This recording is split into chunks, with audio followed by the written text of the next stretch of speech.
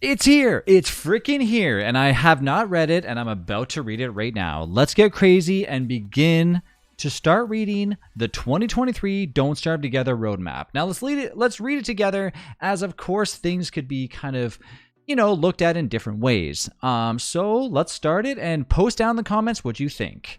Of course, Joe just went crazy and posted it maybe about a few minutes ago, so let's see what we got here. Okay, so a few survivors are heading down a path. I'm assuming there might even be some spools in this link. I don't know what haven't. Well, I don't know yet. Anybody interested in a roadmap question mark? Note, please remember that the roadmap is provided to give the community a sense of what we are working on and what is driving our decisions and what we are focused on in the coming year. None of this is a promise or a guarantee. We always prioritize quality over deadlines, and all dates and timelines are estimated to be the best of our current ability. Many long-time fans will know that we often add new things to these plans, which often shifts things around a bit. So recommended that you avoid scheduling your vacation plans around our dates.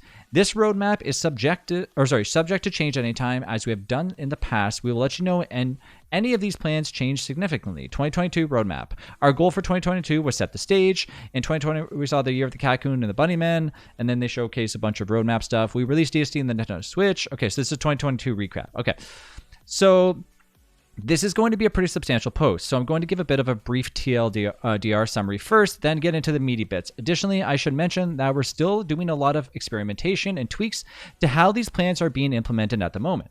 So I have to be light with the details, surprise, surprise, but we want you to know what you have to look forward to. What's coming in 2023? Our goal for the next roadmap is to smooth out the experience for less experienced players and provide longer-lasting endgame challenges for veteran players. 3 content updates, 2 core game enhancement updates. That sounds promising. All the usual events, a secret bite-sized crossover. Bite-sized? Okay. A Don't Starve 10-year celebration. Additionally, the roadmap does not cover a full year because the last roadmap ran into 2023.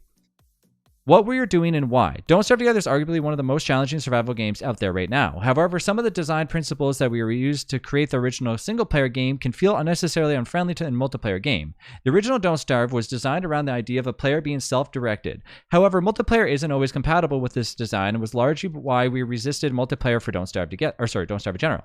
With DST, we have smoothed out some of the rougher edges over time, but most of the focus has been on providing group-based challenges up until more recently. We think that there are still a few areas that we would like to see improved upon, and many of you suggested the same.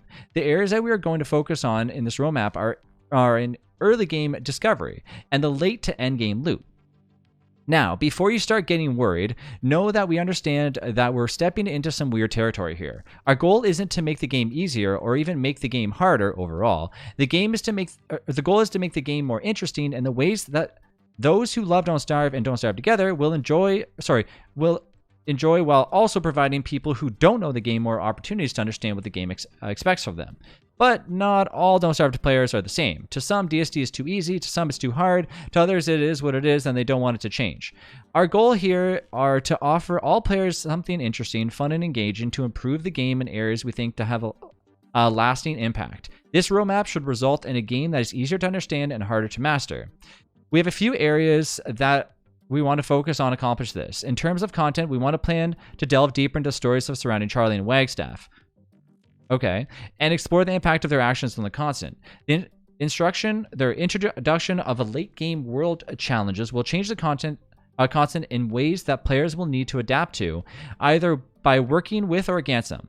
This will also provide survivors with the opportunity to discover new resources and items that will be vital for their survival as they progress throughout all the areas of the game. Some of this has been introduced as part of the Wilson refresh, and we will continue to build upon them throughout the year. And what about the new players? Something that we have seen time to time again is that sometimes newer players have a hard time understanding what they should be doing or where they should be going, and may become frustrated or miss a lot of content if they do not know what else is out there for them. With this in mind, we're going to work towards making it a bit easier to understand what should be happening in the game without necessarily making the game easier. So basically like a little bit of a guide or maybe some sort of NPC that could help you. To that end, we will be working additions to compendium and other elements of the game that will provide more information about what is happening, as well as the progress indicators to help players see themselves grow through what they have learned in the game. Some of you may have noticed that some of the elements of Wilson Refresh as part of the effort as well. Wilson now acts as some sort of guide through the progression of the game. Without directly telling the player what to do, his new skill tree can guide a player toward long-term goals as they explore the world. He's still rather vanilla, he just has like some sprinkles now.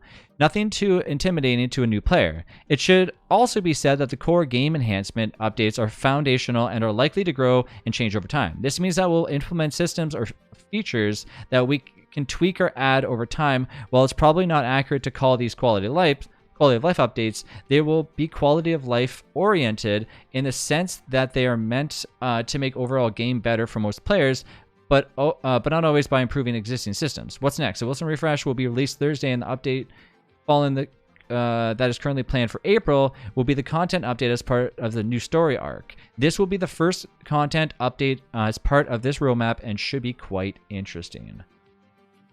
Okay, so overall, I mean, you let me know in the comments what you think. I think that this sounds pretty promising. I mean, we got 3 content updates, 2 core game enhancement updates, all the usual events, a secret bite-sized crossover, which is really nice. I hope it's called a Lamb.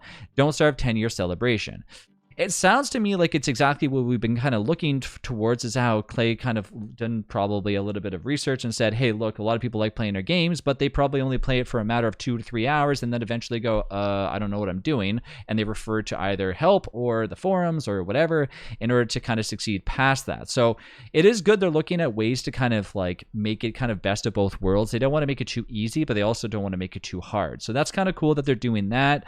We don't know what the updates are going to bring, so they didn't really shine a light on like, oh, this is what's going to happen or this is what to expect. So I think it's kind of cool to assume that it could be really anything. I am happy to know that like it sounds to me like it's going to be a pretty fun-filled year, as we're not really getting into any more character refreshes, but it sounds to me like they're going to the core game enhancement updates more than likely will be something that adds, you know, maybe like go pick up a carrot and put it on the fire and blah, blah, blah, blah. Things like this could probably be seen. The 3 content updates obviously are part of the story arc, so we're probably going to see some sort of new biome, maybe new things happening. I don't even know where this is going, but overall, yeah, it sounds pretty interesting. No dungeons, or maybe there is dungeons, I have no idea. But anyways, we will wait and see what happens. So let me know down in the comments, as this is pretty exciting for the 2023 roadmap is finally here. Thanks again for watching. I'll see you in the next one.